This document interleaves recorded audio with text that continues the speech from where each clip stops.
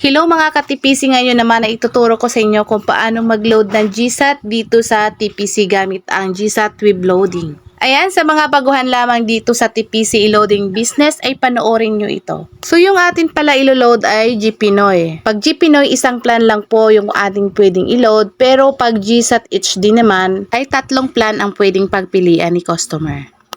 Ang una po natin gagawin ay i-load lamang po natin yung ating retailer or dealer number ng plan na pinapaload ni customer. So, ilo-load po natin is GPinoy, kaya isa lang po yung plan na pwedeng ma-load. Pumunta muna tayo sa right message at i-type ang ating mobile number, space, GSAT99, send sa 8724 para tayo ay makareceive ng PIN. Yung PIN ay kailangan natin para tayo ay makapag-registered ng load sa GSAT. Pag wala pong PIN, pwede naman natin yan i-request.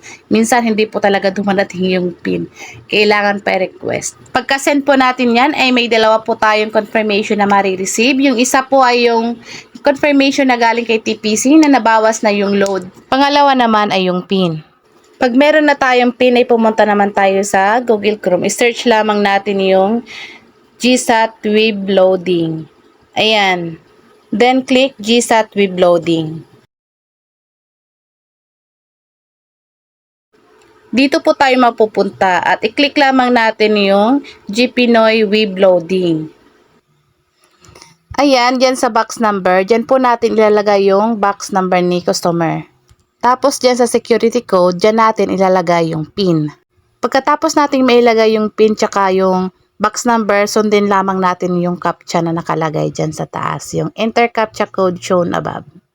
Kailangan tama po yung ating pagkalagay para hindi po tayo paulit-ulit. Pagkatapos, ay i-click natin yung submit. So, ganyan lang po kadali mag-load ng GSAT dito sa TPC gamit ang GSAT Web Loading.